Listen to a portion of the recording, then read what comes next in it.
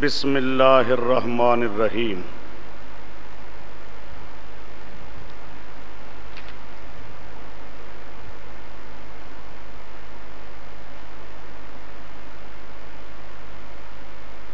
بحث دوم خلافیات جاہلیت۔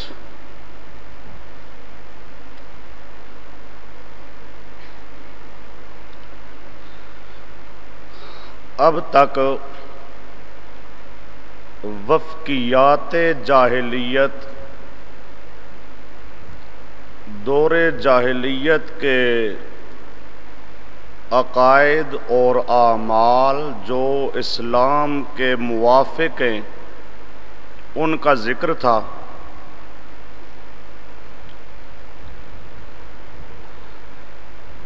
اب دوسری بات ہے خلافیات الجاہلیت۔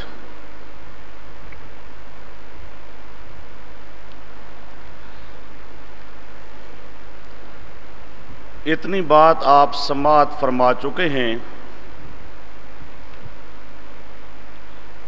کہ پیغمبر کریم صلی اللہ علیہ وسلم کے ساتھ مشرکین مکہ کا اختلاف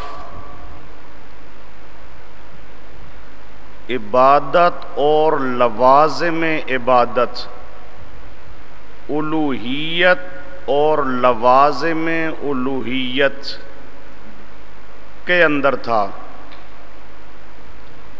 پیغمبر کریم صلی اللہ علیہ وسلم یہ دعوت دیتے تھے کہ ہر قسم کی عبادت صرف اللہ کی ہو اور عبادت کے لوازمات غائبانہ سننا، غائبانہ دیکھنا، غائبانہ جاننا، نفع نقصان کا مالک ہونا، یہ عبادت کے لوازمات بھی صرف اللہ کے لیے ہیں۔ اور مشرکین عبادت کے اندر اور عبادت کے لوازمات کے اندر اللہ کے ساتھ اپنے معبودوں کو شریک بناتے تھے۔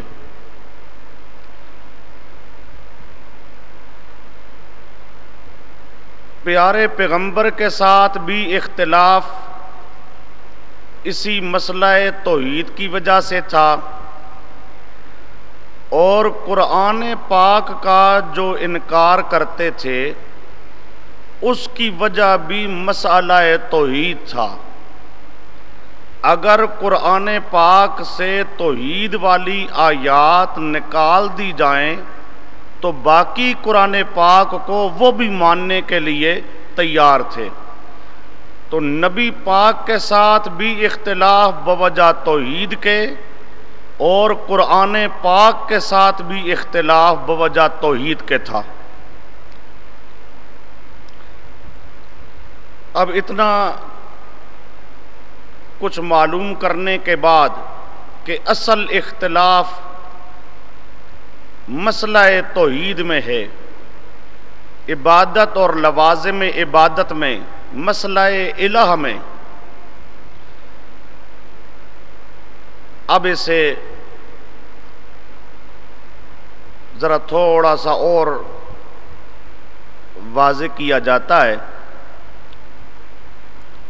مشرکین مکہ جو عبادت اور لوازم عبادت میں اپنے معبودوں کو شریک کیا کرتے تھے،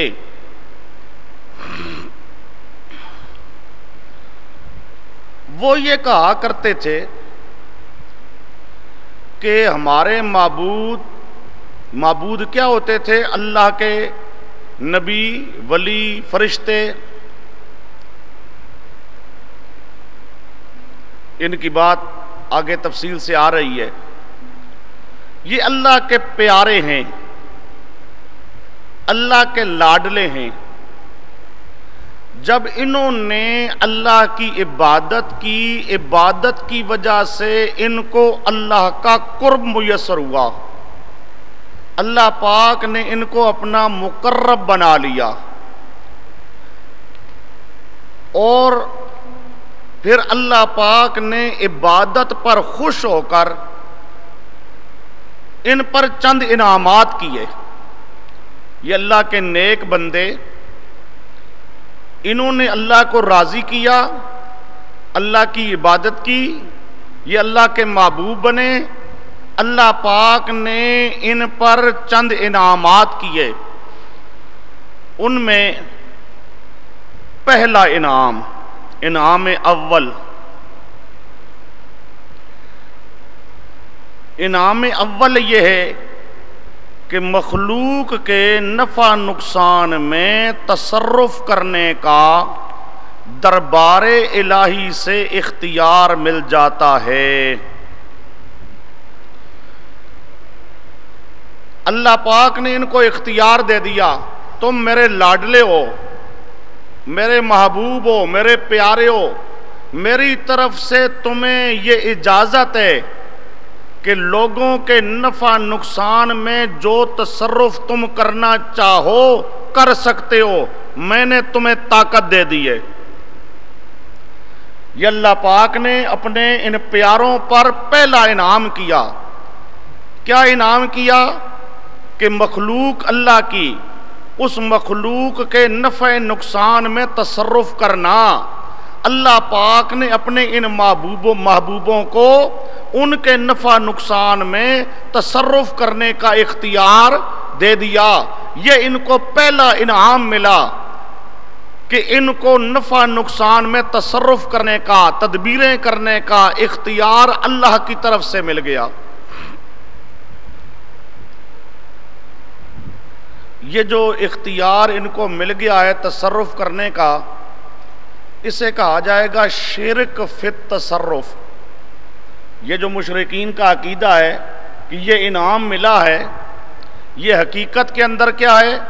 شرک فی التصرف، کہ تصرف کرنا جو اللہ پاک کی صفت ہے، تدبیریں کرنا اللہ پاک کی صفت ہے، اس تصرف کرنے میں، تدبیریں کرنے میں انہوں نے اللہ کے ان پیاروں کو شریک بنایا.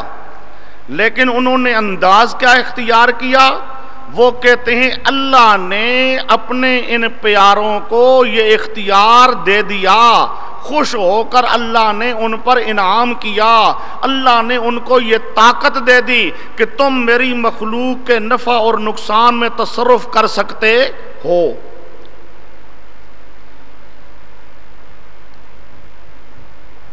لیکن اس تصرف کرنے کی تھوڑی سی تفصیل ہے، وہی تفصیل آپ کے پاس آگے لکھی ہے.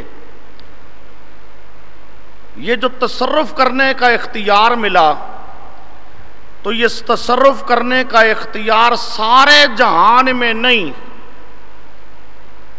تصرف کرنے کا اپنے پیاروں کو اللہ نے اختیار دے دیا، جو مشرک کہا کرتے تھے. لیکن مشرک کیا کہتے تھے؟ کہ ہمارے معبودوں کو جو اللہ پاک نے عطائی طور پر تصرف کرنے کا اختیار دیا ہے، اجازت دی ہے اللہ پاک نے، سارے جہان میں تصرف کرنے کی طاقت نہیں دی، بلکہ مخصوص علاقوں میں، مخصوص خطوں میں، یعنی ایک خطے کے اندر ایک کو اختیار دے دیا گیا، دوسرے خطے کے اندر دوسرے کو اختیار دے دیا گیا، کسی اور خطے کے اندر کسی اور کو اختیار دے دیا گیا. تو سارے جہان کا اختیار نہیں دیا گیا، بلکہ اختیار دیا گیا مخصوص علاقوں کا، مخصوص خطوں کا. یہ نمبر ایک. مشرک کہا کرتے تھے اللہ پاک نے ہمارے ان معبودوں کو، جو ہمارے معبود اللہ کے لاڈلے ہیں، اللہ کے پیارے ہیں، اللہ پاک نے ان پر انعام کیا ہے، اللہ پاک نے ان کو تصرف کرنے کا اختیار دیا ہے. لیکن یہ اختیار اللہ نے دیا ہے، سارے جہان میں تصرف کرنے کا اختیار نہیں دیا، بلکہ اللہ پاک نے اختیار دیا مخصوص خطوں میں. ایک آگے نمبر دو، مخصوص خطوں کے ہر کام کا اختیار. پہلے سارے جہان کا اختیار نہیں ہے، بعض خطوں کا اختیار ہے، بعض علاقوں کا۔ آگے نمبر 2، وہ جو مخصوص خطے ہیں جہاں کا اختیار ہے، اس مخصوص خطے میں بھی ہر کام کا اختیار نہیں کہ بڑے کام میں تصرف کریں تب بھی اجازت ہے، چھوٹے کام میں تصرف کریں تب بھی اجازت ہے۔ وہ کہتے تھے نہیں نہیں، بڑے کاموں میں تصرف کرنے کا اللہ نے اختیار نہیں دیا، صرف چھوٹے چھوٹے کاموں میں تصرف کرنے کا اللہ نے اختیار دیا ہے۔ یہ نمبر 2، مخصوص علاقے میں اختیار عطائی طور پر دیا گیا۔ بات کو سمجھتے جانا، مشرک ذاتی کا قائل ہی نہیں ہے، ہر زمانے کا مشرک جو قائل ہے تو وہ عطائی اختیارات وغیرہ کا قائل ہے۔ وہ کہتے تھے اللہ نے یہ اختیار عطا کر دیا سارے جہان میں، نہیں نہیں جی، بعض علاقوں میں، پھر بعض علاقوں کے ہر کام میں، نہیں نہیں، ہر کام میں نہیں، صرف چھوٹے کاموں میں۔ یہ نمبر 2۔ آگے نمبر 3، چھوٹے کاموں میں ہر وقت، وہ کہتے تھے نہیں، ہر وقت نہیں، بلکہ اس وقت جب اللہ نے خود کوئی فیصلہ نہ کیا ہو۔ اگر اللہ چھوٹے کام کا فیصلہ خود کچھ کر دے تو پھر ہمارے معبودوں کو تصرف کرنے کا اختیار نہیں ہے۔ ہمارے معبودوں کو جو تصرف کرنے کا اختیار اللہ پاک نے عطا کیا ہے، یہ اس وقت ہے جب اللہ پاک نے اس چھوٹے کام کا خود فیصلہ نہ کیا ہو۔ اگر اللہ پاک نے خود فیصلہ کر دیا ہو تو پھر ہمارے معبودوں کو تصرف کرنے کا اختیار کوئی نہیں۔ یہ نمبر 3۔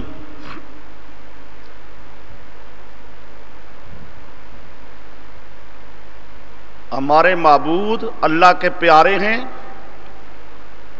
ان کی عبادت سے اللہ خوش ہو گیا، خوش ہو کر اللہ نے ان کو اپنا قریبی بنایا، قریبی بنا کر اللہ نے ان پر انعامات کیے۔ لیکن انعامات کیسے کیے؟ سارے جہان کا تصرف ملا نہیں، بعض علاقوں کا۔ پھر ہر کام کا اختیار ملا نہیں نہیں، صرف چھوٹے کاموں کا۔ پھر ہر وقت اختیار ملا نہیں نہیں، اس وقت جب اللہ کا اپنا قطعی اور اٹل فیصلہ نہ ہو۔ یہ 3 تفصیلات ہیں۔ یہ قدر تفصیل، یعنی جو تصرف کرنے کا اختیار ملا اس کی تفصیل یہ ہے۔ وہ کہتے تو ہیں کہ ہمارے معبودوں کو اللہ نے تصرف کرنے کا اختیار دے دیا، لیکن اس تصرف کرنے کی تفصیل کیا ہے؟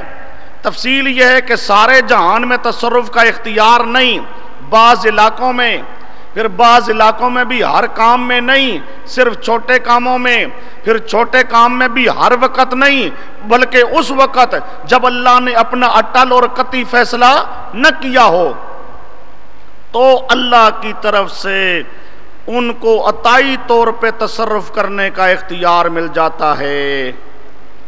یہ ہے تصرف کرنے کی تفصیل، جو تصرف کرنے کا اللہ پاک نے ہمارے معبودوں کو اختیار دیا اس کی تفصیل۔ اب ایک تھوڑا سا لفظ لکھا ہے کیفیت تصرف۔ اختیار تو مل گیا، مشرک کہا کرتے تھے ہمارے معبودوں کو تصرف کرنے کا اختیار تو مل گیا، اب اس تصرف کرنے کی کیفیت،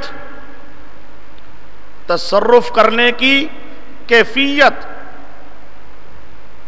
کیفیت بات کو ذرا سمجھو۔ اللہ نے ان کو ایک اجازت دے دی ہے تصرف کرنے کی، یہ اجازت کلی ہے، اجازت۔ اب اس مخصوص خطے میں چھوٹے کام میں، مخصوص خطے میں چھوٹے کام میں کوئی کام اس کا کرنا ہے، کوئی کام اس کا کرنا ہے، کوئی کام کسی اور کا کرنا ہے، کوئی کام کسی اور کا کرنا ہے، یہ مختلف جزئیات ہیں. یہ کیا ہیں؟ مختلف جزئیات ہیں. اب سمجھو کیفیت تصرف. وہ کہتے تھے اللہ نے جو تصرف کرنے کا اختیار دے دیا ہے اس کی کیفیت یہ ہے کہ جو اجازت کلی مل گئی ہے، اجازت ہے وہ کس چیز کی، وہ ذہن میں رکھنا، سارے جہان کی نہیں ہے، وہ سمجھے، ہر کام کی نہیں ہے، ہر وقت بھی نہیں ہے. بعض علاقوں میں صرف چھوٹے کاموں میں اور صرف اس وقت جب اللہ کا اٹل فیصلہ نہ ہو، اس میں جو اللہ کی طرف سے ایک کلی اجازت مل گئی ہے کہ تم میرے مخلوق کے نفع نقصان میں تصرف کر سکتے ہو، یہ اجازت کلی مل گئی. اب اس اجازت کے تحت جو انہوں نے تصرف کرنی ہے تو تصرف کرنے کی جزئیات ہیں. تصرف کرنے کی کیا ہے؟ جزئیات. اب ہر جزئی کے وقت وہ اللہ سے پوچھیں اللہ اجازت ہے یہ کریں، دوسری جزئی کے وقت اللہ سے پوچھیں اللہ اجازت ہے یہ کریں. ہر جزئی میں علیحدہ اجازت لینے کی ضرورت نہیں. اجازت کلی مل گئی ان کو. وہ اجازت کلی کیا ہے؟ ان کی ذاتی نہیں، عطائی ہے. جو اجازت کلی ان کو ملی ہے وہ کیا ہے؟ بات کو ذرا سمجھو. اجازت کلی جو ان کو مل گئی ہے وہ اجازت ان کی ذاتی نہیں، وہ اختیار ان کا ذاتی نہیں، وہ اختیار اللہ کا عطا کیا ہوا ہے. لیکن اس تصرف جو اللہ نے عطا کیا ہے ہر جزئی میں، ہر جزئی میں اس اجازت کو انہوں نے استعمال کرنا ہے. اب ہر جزئی کے لیے نئی اجازت کی ضرورت نہیں ہے. اب ہر جزئی میں یہ بھی کر، بے شک بے شک کر، بے شک کر، اجازت کلی مل گئی ہے. ہر جزئی کے لیے الگ الگ اجازت لینے کی ضرورت نہیں ہے. وہ اجازت کلی جو عطا ہو چکی ہے اس کے تحت اپنے دائرہ اختیار میں، اپنے دائرہ اختیار میں جہاں ان کو اجازت ہے وہ جو تصرف کرنا چاہیں کر سکتے ہیں. اب تصرف کرنے کے لیے انہیں الگ اور نئی اجازت لینے کی ضرورت نہیں ہے. دیکھو کیفیت تصرف، تصرف کرنے کی کیفیت کیا ہوگی؟ یعنی ہر جزئی کے لیے نئی اجازت لینا پڑے گی. یہ وہ بتایا جا رہا ہے کہ اجازت کلی کافی ہوتی ہے، ہر جزئی کے لیے اجازت، نئی اجازت کی ضرورت نہیں ہوتی. علیحدہ علیحدہ جزئی کے لیے اجازت لینے کی کوئی ضرورت نہیں ہوتی. بس وہ کلی اجازت کیا ہے؟ کافی ہے. اب اس کلی اجازت کو وہ استعمال کر سکتے ہیں ہر جزئی میں. یہ تو عقیدہ تھا مشرکین کا، اور اس کا نام کیا ہے؟ شرک فی التصرف. انہوں نے تصرف کرنا جو اللہ کی صفت مختصہ تھی، اس صفت مختصہ میں اپنے معبودوں کو شریک بنایا کہ تصرف اللہ بھی کرتا ہے، تصرف ہمارے معبود بھی کرتے ہیں. تصرف کیسے کرتی ہیں؟ ذاتی طور پہ نہیں، عطائی طور پر، عطائی طور پہ کرتی ہیں. سارے جہان میں کرتی ہیں؟ نہیں. بعض خطوں میں، ہر کام میں کرتی ہیں؟ نہیں. صرف چھوٹے کاموں میں، ہر وقت کرتی ہیں؟ نہیں. صرف اس وقت جب اللہ کا اپنا قطعی اور اٹل فیصلہ نہ ہو. اب آج اس زمانے کا مشرک ہوتا بڑی تعویلیں سکھاتا، وہ جی اللہ کا تصرف ذاتی ہے، ان معبودوں کا تصرف عطائی ہے، وہ تصرف اور ہے، یہ تصرف اور ہے، لہذا شرک نہیں ہے. آج کل کا مشرک یہی تعویلیں کرتا ہے. اب ان کا شرک وہ تو نصوص قطعیہ کہتی ہیں کہ وہ کیا تھے؟ مشرک تھے. اور ان کا شرک کیا تھا؟ کوئی ذاتی تھا؟ عطائی طور پہ وہ تصرف کے قائل تھے، لیکن قرآن ان کو مشرک کہتا ہے، پیغمبر کریم ان کو مشرک کہتی ہیں.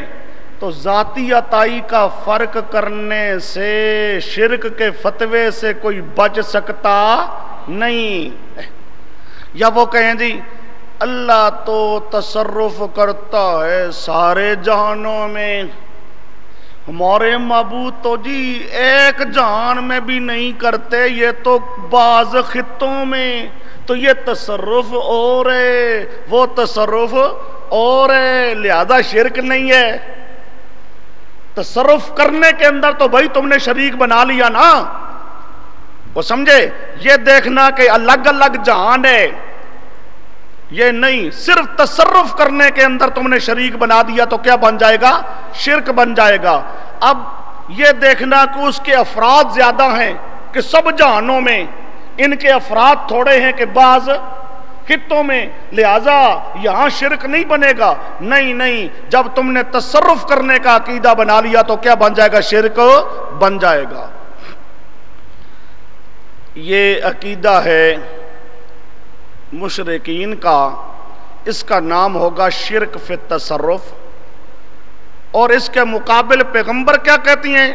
کہ ہر قسم کا تصرف کرنے والا اللہ ہے، سارے جہان میں بھی، سارے خطوں میں بھی، بعض خطوں میں بھی، ہر جگہ پر، ہر وقت، ہر کام کا تصرف کرنے والا، تدبیریں کرنے والا صرف اللہ ہے. اس نے تصرف کرنے کا، تدبیر کرنے کا کسی اور کو اختیار نہیں دیا، نہ سارے جہان میں، نہ بعض خطوں میں، نہ بڑے کاموں میں، نہ چھوٹے کاموں میں. نہ اٹل فیصلہ ہو اس وقت، نہ اٹل فیصلہ نہ ہو اس وقت. کسی وقت بھی اللہ پاک نے کسی کو کوئی اختیار نہیں دیا. تصرف کرنے میں اللہ پاک وحدہ لا شریک ہے. یہ پیغمبروں کا عقیدہ، اس کو کہا جائے گا توحید فی التصرف. یہ پہلا انعام اور یہ پہلا مسئلہ اختلافی ہے نبی کریم کا اور مشرکین مکہ کا. بلکہ آگے آئے گی یہ وضاحت کہ یہی پہلے امتوں میں بھی، پہلے تمام پیغمبر بھی توحید کا عقیدہ، اس کے مقابل مشرک اسی طرح. یہ تصرف جس تفصیل سے گزر چکا ہے، مشرکوں کا عقیدہ شرک فی التصرف، انبیاء کا عقیدہ توحید فی التصرف. یہ پہلا مسئلہ اختلافی انبیاء کا اور مشرکین کا. آگے آئیے.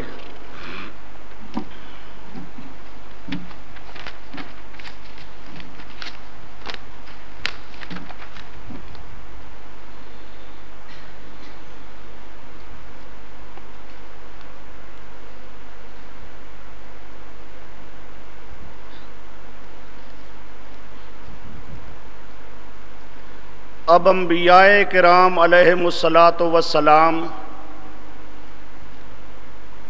مشرکین کے مقابل عقیدہ پیش کریں گے کہ تصرف کرنے والا اللہ ہی ہے، تدبیریں کرنے والا اللہ ہی ہے، وہ خود تدبیریں کرتا ہے، تصرف کرتا ہے، اس نے تدبیر اور تصرف کرنے کا اختیار کسی اور کو نہیں دیا. اس پر اب قرآن پاک کی شہادت کہ انبیاء کرام علیہم الصلاۃ والسلام واقعتاً یہی عقیدہ پیش کرتے تھے. انبیاء کے عقیدہ کے لیے پہلا ماخذ والذین تدعون من دونہ ما یملکون من قطمیر، سورۃ فاطر آیت نمبر 13 پارہ 22. اب مشرکین کے عقیدہ کے مقابل انبیاء کا عقیدہ آ رہا ہے. والذین تدعون من دونہ وہ معبود جن کو تم پکارتے ہو اللہ کے سوا، والذین تدعون، اصل میں ہے تدعون ہوم، تدعون، اور جن معبودوں کو تم پکارتے ہو اللہ کے سوا، ما یملکون، نہیں مالک ہیں وہ، نہیں مالک ہیں وہ، من قطمیر، کھجور کی گٹھلی کے اوپر جو معمولی سا چھلکا ہے، اس معمولی سے چھلکے کے بھی مالک کوئی نہیں۔ اب سمجھو، من قطمیر، یہ قطمیر نکرہ، پھر نکرہ تحت النفی، پھر نکرہ کے اوپر من استغراقیہ، سمجھے؟ اتنے ذرے کا بھی اختیار نہیں ہے۔ اب مشرک تو کہتے تھے نا اختیار ہے، اور پیغمبر کیا کہتی ہیں؟ ایک ذرے کا اختیار بھی نہیں ہے۔ ما یملکون والذین تدعون من دونہ ما یملکون من قطمیر، جن جن کو تم پکارتے ہو اللہ کے سوا، اللہ کوئی یہ نہیں کہتا فلاں فلاں فلاں، نام نہیں، عام قانون، نبی ہو ولی ہو کوئی بھی ہو، جس کو تم پکارو گے اللہ کے سوا تو وہ مالک نہیں ہے۔ ما یملکون، یہ یملکون فعل ہے، فعل کے اوپر ما نافیہ آیا ہے،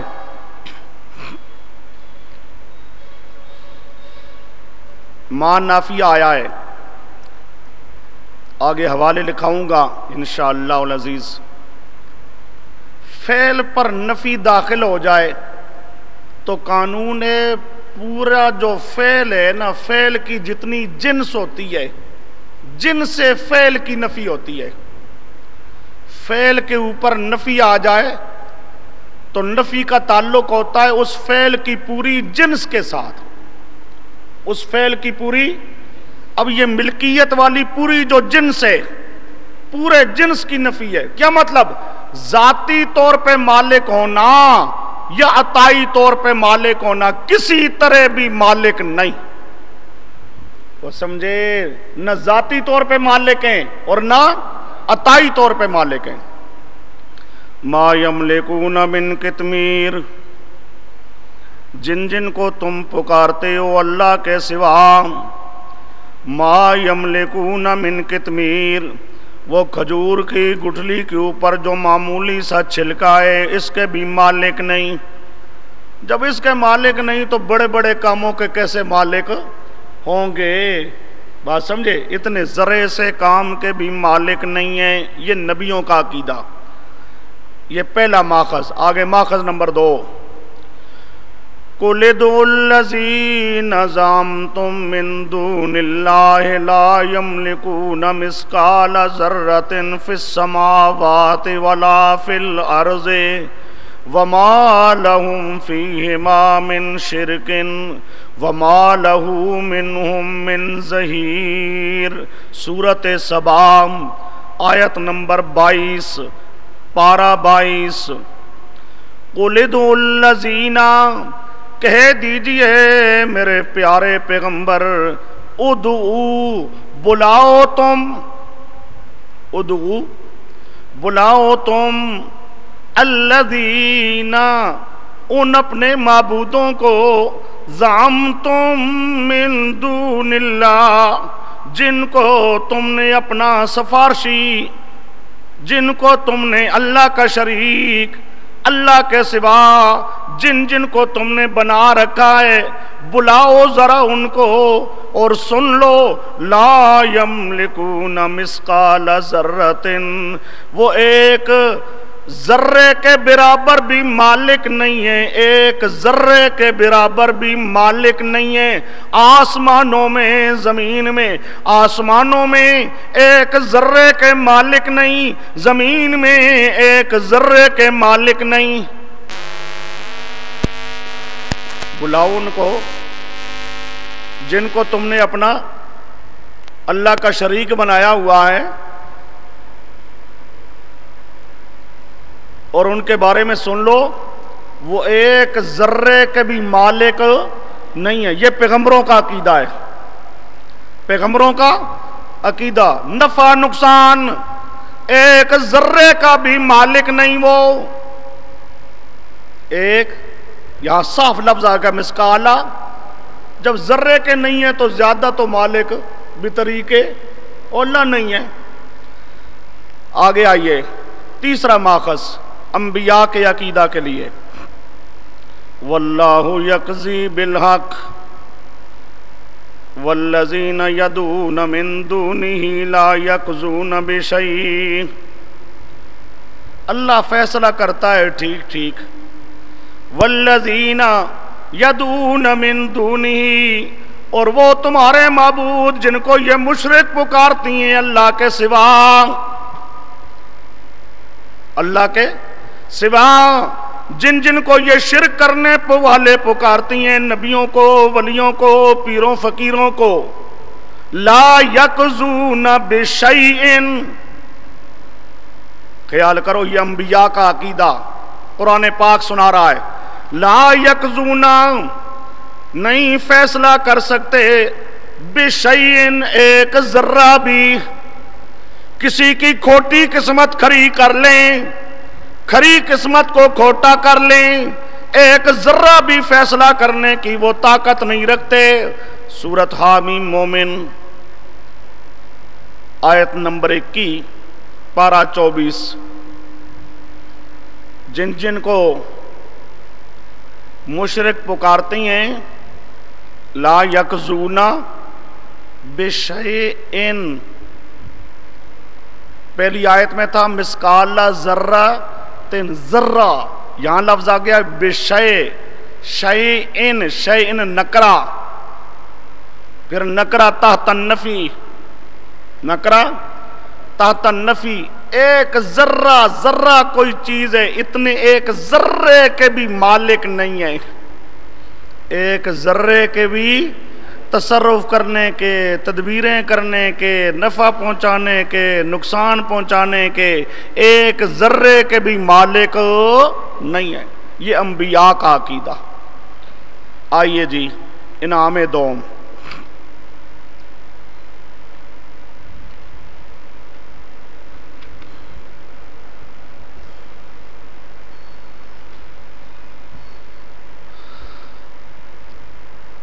مشرکین کہا کرتے تھے کہ اللہ تعالیٰ نے ہمارے ان معبودوں کو اپنا مقرب بنایا، اور مقرب بنا کر دوسرا انعام، دوسرا انعام۔ اب ذرا دوسرے انعام کو سمجھو۔ پہلے کیا تھا؟ جہان میں اختیار نہیں ہے، بعض خطوں میں ہے، بڑے کام میں نہیں ہے، چھوٹے کام میں ہے۔ تو اب کچھ ان کے اختیار میں ہے اور کچھ ان کے اختیار سے ماورا ہے۔ کو بات سمجھ آ رہی ہے؟ جو ان کا اپنا خطہ ہے، اس خطے میں تصرف کرنے کا تو اختیار ہے، اس خطے سے اوپر، اس خطے سے اوپر تصرف کرنے کا اختیار کوئی نہیں۔ چھوٹے کام میں اختیار ہے، بڑے کام میں اختیار نہیں۔ تو کچھ چیزیں وہ ہیں جو ان کے اختیار کی حدود میں ہیں، ان کے اختیار کے حدود میں، اور کچھ چیزیں وہ ہیں جو ان کے اختیار سے ماورا ہیں۔ جو چیزیں ان کے اختیار میں ہیں ان میں تو اپنے اختیار سے فیصلہ کریں گے، اپنے اختیار سے، جو اختیار عطائی، یہ ذہن میں رکھنا، جو اختیار عطائی ہے اس سے وہ فیصلہ کریں گے۔ لیکن جو چیز ان کے دائرہ اختیار سے باہر ہے، اب وہاں تو وہ کر سکتے نہیں ہیں، بات کو سمجھو، وہاں وہ کر سکتے نہیں ہیں، تو وہ کہتے تھے یہ اللہ کے لاڈلے ہیں، اللہ کے پیارے ہیں، وہ کام جو ان کے اختیار سے باہر ہو اس کام کے لیے سفارش کرتے ہیں، اس کام کے لیے کیا کرتی ہیں؟ سفارش کرتی ہیں۔ اور یہ چونکہ اللہ کے لاڈلے ہیں، اللہ کے پیارے ہیں، اللہ اپنے پیاروں کی بات کو رد نہیں کرتا، تو وہ کام جو ان کے اختیار سے ماورا ہو، اختیار کے دائرہ سے ہٹ کر ہو، اس کام میں سفارش کر کے کام کروا دیتے ہیں۔ بات سمجھے؟ اسے کہا جائے گا عقیدہ شفاعت کا عقیدہ، البتہ اسے کہتے ہیں شفاعت قہری، شفاعت غالبہ، یعنی ایسی شفاعت ہے کہ اس میں یہ غالب ہیں، کروا لیتے ہیں، اللہ معاذ اللہ مغلوب ہو جاتا ہے، اللہ فکر میں پڑ جاتا ہے کہ یہ میرا لاڈلا، میرا پیارا ہے، ناراض ہو گیا تو کیا ہوگا؟ اس کے پیار کی وجہ سے اللہ مغلوب ہو جاتا ہے، اس کی بات مان لیتا ہے، وہ اپنی بات منوا لیتا ہے۔ یہ کیا ہے؟ شفاعت غالبہ۔ یہ کیا ہے؟ شفاعت، یہ مسئلہ شفاعت کا بھی آگے آ رہا ہے انشاءاللہ۔ یہ جو ان کا عقیدہ تھا، اب جو چیز وہ کہتے تھے ہمارے معبودوں کے دائرہ اختیار میں نہیں ہے، ہمارے معبودوں کے دائرہ اختیار میں نہیں ہے، اس کے اندر وہ کیا کریں گے جی؟ سفارش کریں گے۔ اور وہ چونکہ اللہ کے قریبی ہیں، اللہ کے محبوب ہیں، اللہ کے پیارے ہیں، ان کے پیار کی وجہ سے اللہ ضرور ان کی بات مانتا ہے، وہ اللہ سے منوا لیتے ہیں۔ یہ ہے عقیدہ شفاعت غالبہ کا، اور یہ عقیدہ یہ بھی گویا کہ شرک فی التصرف کا تتمہ ہے۔ یہ بھی کیا ہوگا؟ شرک فی التصرف کا، کیونکہ اس میں بھی کیا آ گیا؟ بات کرنے کرانے کی آ گئی، کر نہیں سکتے تو کروا دیتے ہیں، کر نہیں سکتے تو کروا دیتے ہیں۔ اب اس کے مقابل عقیدہ انبیاء کرام علیہم الصلاۃ والسلام، یہ تو عقیدہ ہو گیا مشرکوں کا کہ یہ کروا لیتی ہیں، اللہ کو منوا لیتی ہیں، شفیع غالب ہیں، یہ عقیدہ مشرکوں کا۔ اس کے مقابل عقیدہ انبیاء کرام علیہ الصلاۃ والسلام کا، پانی شانے بھی کوئی نہیں لگو،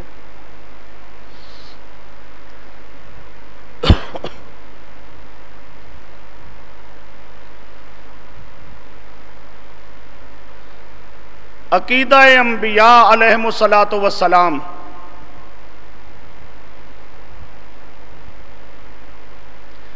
انبیاء کرام علیہم الصلاۃ والسلام کہتے ہیں کہ اللہ کی بارگاہ میں ایسا لاڈلا، ایسا پیارا کہ اس کے پیار میں اللہ مغلوب ہو جائے، اس کے پیار میں اللہ مغلوب ہو جائے، اور نہ چاہتے ہوئے بھی اس کے کہنے کے مطابق کام کرے، ایسا لاڈلا، ایسا پیارا اللہ کی بارگاہ میں کوئی نہیں ہے۔ اس قسم کا سفارشی اللہ کی بارگاہ میں کوئی نہیں ہے کہ جس کے سامنے معاذ اللہ اللہ مجبور ہو جائے وہ اللہ پر معاذ اللہ غالب ہو جائے، وہ اللہ پر معاذ اللہ کیا بن جائے؟ غالب بن جائے، اللہ اس کے سامنے مغلوب ہو جائے۔ اللہ ایک کام نہیں کرنا چاہتا تھا لیکن وہ کہتا ہے اس طرح کام کر لے، پھر وہ اللہ سے کروا لے۔ اللہ بادل ناخواستہ وہ کام کرنے پر مجبور ہو جائے، مغلوب ہو جائے۔ پیغمبر کہتے تھے کہ اللہ کی بارگاہ میں ایسا لاڈلا، ایسا پیارا کہ جو اللہ پہ بھی غالب ہو جائے، اللہ اس کے سامنے مغلوب ہو جائے، اللہ کی بارگاہ میں ایسا لاڈلا پیارا کوئی نہیں ہے۔ اللہ اپنی مرضی سے جو چاہتا ہے کام کرتا ہے، اللہ کو کوئی مغلوب کر سکنے والا نہیں ہے۔ اب انبیاء کے عقیدہ کے لیے ماخذ، یہ آگے آپ کے پاس انعام دوم کے بعد ماخذ لکھا ہے، یہ ماخذ ہے عقیدہ انبیاء علیہم الصلاۃ والسلام۔ ما للظالمین من حمیم ولا شفیع یطاع، سورۃ حامیم مومن آیت نمبر 18 پارہ نمبر 24۔ ما للظالمین نہیں ہے ظلم کرنے والوں کے لیے، مشرکوں کے لیے، من حمیم کوئی دوست ہو مشرکوں کو بچا لے کوئی نہیں، ولا شفیع اور نہیں ہوگا مشرکوں کے لیے کوئی سفارشی، یطاع ایسا سفارشی کہ جس کی اطاعت کی جائے، جس کی بات ضرور مانی جائے، ایسا سفارشی ہو جو ضرور منوا لے، ضرور کروا لے، ایسا سفارشی اللہ کی بارگاہ میں کوئی نہیں ہے۔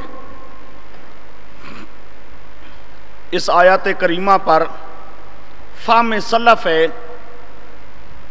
مولانا عبدالحق حقانی تفسیر حقانی والے بزرگ اس آیات کریمہ پر لکھتے ہیں ولا شفیع یطاع، عبارت سن لو حضرت حقانی کی، لکھتی ہیں اس روز ظالموں کا نہ کوئی حمایتی و مددگار ہوگا، اس روز ظالموں کا نہ کوئی حمایتی و مددگار ہوگا اور نہ کوئی سفارشی کہ جس کی بات ضرور مانی جاوے، نہ کوئی سفارشی کہ جس کی بات ضرور مانی جاوے، جیسا کہ مشرکین اپنے معبودوں کی طرف گمان کرتے ہیں۔ مشرکین کا یہی عقیدہ ہے، جیسا کہ مشرکین اپنے معبودوں کی طرف گمان کرتے ہیں۔ مشرکوں کا عقیدہ ہے کہ ہمارے یہ جو معبود ہیں ان کی بات ضرور مانی جاتی ہے، یہ اللہ سے ضرور منوا لیتی ہیں، اور اللہ پاک کہتا ہے اس قسم کی سفارش کرنے والا جس کی بات ضرور مانی جائے، اس قسم کا سفارشی اللہ کی بارگاہ میں کوئی نہیں ہے۔ تفسیر حقانی صفحہ 201 جلد نمبر 6۔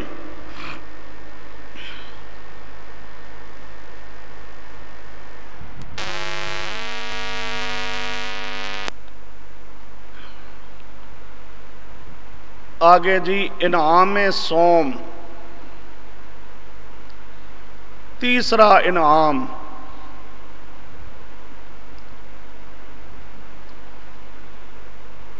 اب ذرا بات کو سمجھنا، مشرکین مکہ اپنے معبودوں کو سارے جہان میں تصرف کرنے والا نہیں مانتے تھے، مخصوص خطوں میں مانتے تھے، مخصوص خطوں میں۔ اب سمجھو، اب تیسرا انعام وہ کہتے تھے ہمارے جو معبود ہیں جب اللہ ان پہ راضی ہو گیا، ان کو اللہ نے اپنا مقرب بنا لیا اور بعض علاقوں کا اختیار دے دیا، بعض خطوں میں تصرف کرنے کی اجازت اللہ پاک نے ان کو عطا کر دی، تو اب اس علاقے کا علم غیب بھی اللہ نے عطا کر دیا۔ مشرک بھی قائل تھا علم غیب عطائی کا۔ بات کو سمجھو، اب جس خطے میں اس ہمارے معبود کو اللہ پاک نے اختیار دیا ہے تصرف کرنے کا، کہ تو مخلوق کے نفع نقصان میں تصرف کرنے کا مالک ہے، جس طرح تصرف کرنا چاہے کر سکتا ہے، جس خطے کے تصرف کرنے کا اختیار دیا جاتا ہے اس خطے کا عالم الغیب بنا دیا جاتا ہے۔ یہ تیسرا انعام کہ اس خطے کا علم غیب اللہ پاک ہمارے معبودوں کو اس نے عطا کر دیا، عطائی طور پر۔ اس خطے کے وہ کیا ہوتے ہیں؟ عالم الغیب ہوتے ہیں۔ کیا مطلب؟ اس خطے میں جو بھی پکارنے والا پکارے گا اس کی پکار کو سنیں گے، جو بھی پکارنے والا پکارے گا اس کے حالات کو جانیں گے، جو بھی پکارنے والا پکارے گا اس کے حالات کو دیکھیں گے، جو بھی پکارنے والا پکارے گا اس کے ساتھ حاضر ناظر ہوں گے۔ بات کو سمجھو۔ تیسرا انعام، مشرک کہا کرتے تھے عقیدہ کس کا ہے؟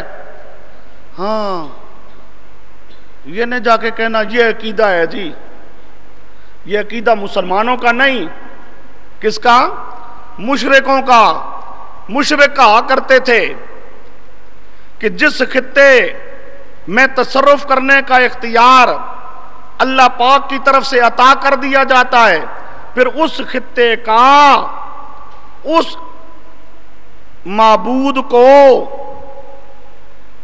عالم الغیب بنا دیا جاتا ہے، اس خطے کی مافوق الاسباب پکاریں وہ سنتا ہے، مافوق الاسباب پکاریں سنتا ہے، اس خطے کا وہ عالم الغیب ہوتا ہے، غائبانہ سنتا ہے، غائبانہ دیکھتا ہے، غائبانہ موجود ہوتا ہے، حاضر ناظر ہوتا ہے۔ اسے کہا جائے گا شرک فی العلم، ایک مختصر نام، اور یہ تمام اگلی شکیں ساتھ لے لو تو شرک فی العلم، شرک فی السمع، شرک فی البصر، شرک فی السمع، شرک فی البصر، شرک فی الشہیدیت، شرک فی المعیت، وہ اپنے پکارنے والوں کے ساتھ ہیں، حاضر ہیں، اس خطے میں وہ حاضر ناظر ہوتی ہیں۔ ہمارے معبود اس خطے والوں کی پکاروں کو سنتی ہیں، اس خطوں والوں کے حالات کو دیکھتی ہیں۔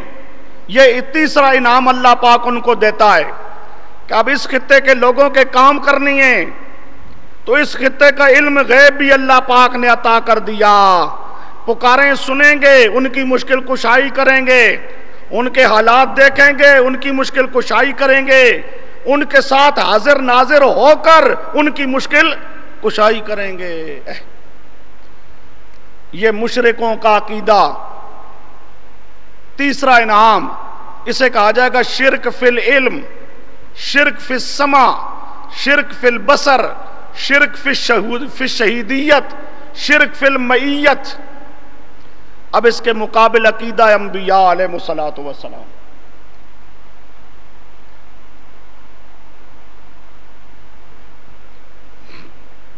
انبیاء کرام علیہ الصلوۃ والسلام کہیں گے کہ عالم الغیب صرف اللہ ہے۔ تمہارے معبود یہ پیر فقیر جن کو تم پکارتے ہو یہ کوئی عالم الغیب نہیں ہے، یہ نبی ولی جن کو تم پکارتے ہو یہ کوئی تمہاری پکاروں کو نہیں سنتے، یہ کوئی حاضر ناظر نہیں ہے، کوئی عالم الغیب نہیں ہے، عالم الغیب صرف ایک اللہ ہے۔ ایک عقیدہ ان مشرکوں کا، اس کے مقابل عقیدہ انبیاء کرام علیہم الصلوۃ والسلام کا۔ مشرک کہیں گے یہ نبی ولی پکارے سنتے ہیں، اس کے مقابل پیغمبر کہیں گے نبی ولی پکارے نہیں سنتے۔ مشرک کہیں گے یہ نبی ولی عالم الغیب ہیں، پیغمبر کہیں گے نبی ولی یہ عالم الغیب نہیں ہے۔ مشرک کہیں گے یہ نبی ولی پیر فقیر حاضر ناظر ہیں، اور پیغمبر کہیں گے نہیں نبی ولی یہ کوئی حاضر ناظر نہیں ہے، ہر جگہ حاضر ناظر اور ہر کسی کا عالم الغیب صرف ایک اللہ ہے۔ اس کے مقابل یہ عقیدہ انبیاء کرام علیہ الصلوۃ والسلام کا۔ آئیے انبیاء کے عقیدہ کے لیے ماخذ،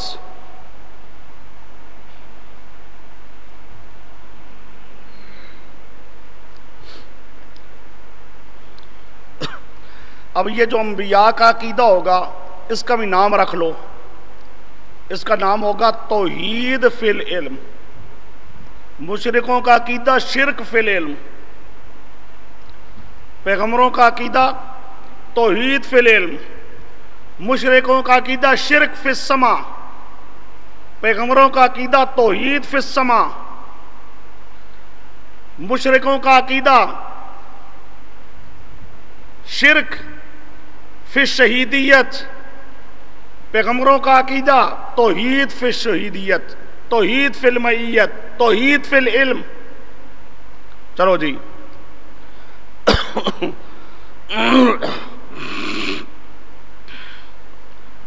ماخذ انبیاء کرام علیہم الصلوۃ والسلام کے عقیدے کا،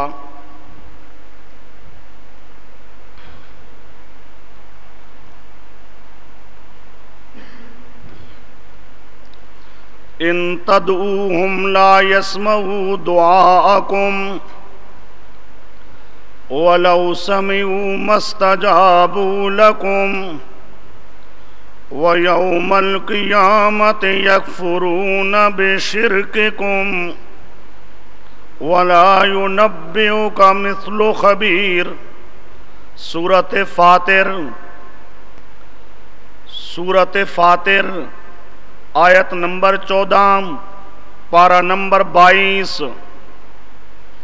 ان تدعوہم، اب یہ پیغمبروں کا عقیدہ رہا ہے، تم ان نبیوں ولیوں کو پکارو، ان نبیوں ولیوں کو پکارو، لا یسمعوا دعاکم، وہ تمہاری پکار کو سنتے کوئی نہیں۔ بات سمجھے؟ تم پکارو ان کو، وہ تمہاری پکار کو سنتے کوئی نہیں۔ وَلَوْ سَمِعُوا بالفرض، اصل بات تو یہی ہے کہ لا یسمعوا دعاکم، تمہاری پکار کو نبی ولی سنتے کوئی نہیں۔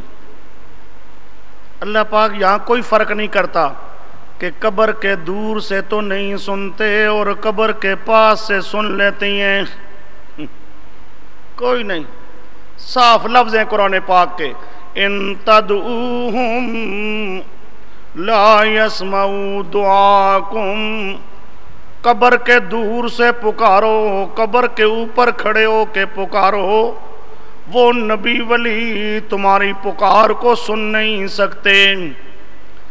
وَلَوْ سَمِعُوا بالفرض، اگر سن لیں، اول بات تو یہ سنتے نہیں، بالفرض، لو آپ جانتے ہیں، لو بفرض المحال، ایسا ہے نہیں جیسے لو کان فیہما آلیہ، اللہ کا کوئی شریک نہیں ہے، بالفرض اگر کوئی اور الہ ہوتا زمین و آسمان میں لفسدتا، تو زمین و آسمان کا نظام درم برم ہو جاتا۔ لو اشرکو، انبیاء کے لیے اللہ پاک کہتا ہے لو اشرکو، پیغمبر تو شرک رہ گیا، صغیرہ گناہ سے بھی پاک، پر بالفرض وہ شرک کر لیں، پیغمبر شرک کرتے نہیں، وہ تو چھوٹے گناہ سے بھی کیا ہیں، بالکل پاک ہے، پر بالفرض۔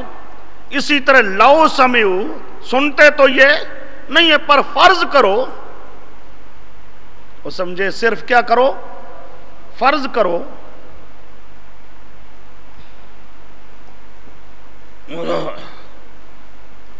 اچھا جی، مستجابو لکم،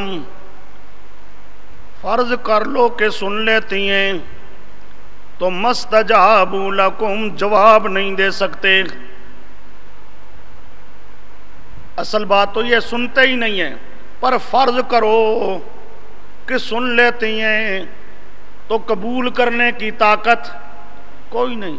تمہارا کوئی کام کر لیں، جواب دینے کی طاقت، قبول کرنے کی طاقت ان کے اندر کوئی نہیں۔ مستجابوا لکم ویوم القیامت یکفرون بشرککم، یہ جو تم اس عقیدے سے پکارتے رہے کہ یہ نبی ولی سنتے ہیں، اس سننے والے عقیدے کے ساتھ جو تو پکارتے رہے یہ شرک ہے، اور قیامت کے دن یکفرون بشرککم تمہارے شرک کا انکار کر دیں گے۔ قیامت کے دن انکار کر دیں گے، وہ کہیں گے ہم نے تو کوئی نہیں سنا، ہمیں تو کوئی پتہ نہیں ہماری قبر پہ کون آیا، کس نے ہمیں پکارا تھے کس نے نہیں پکارا۔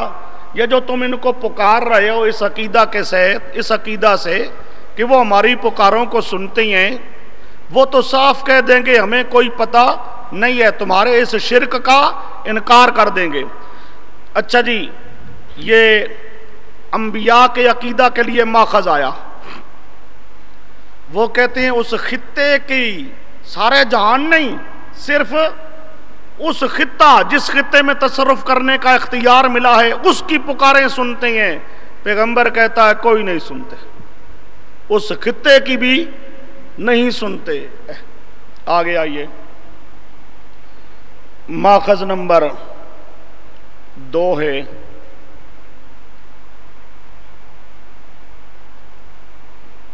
وَهُمْ عَنْ دُعَائِهِمْ غَافِلُونَ، سورۃ حامیم احقاف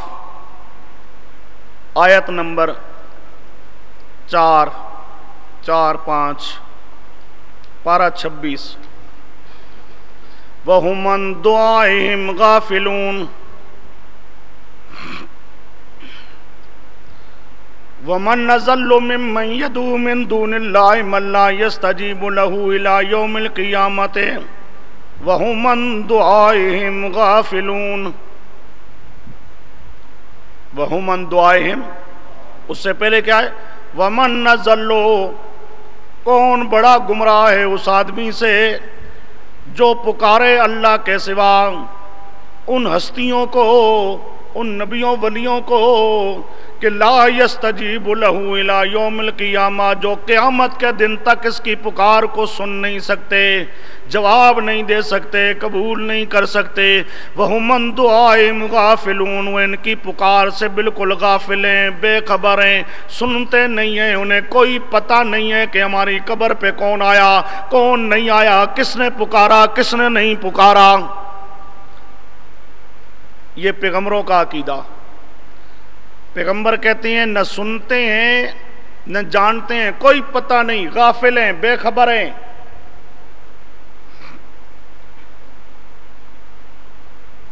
آگے تیسری آیت آ رہی ہے،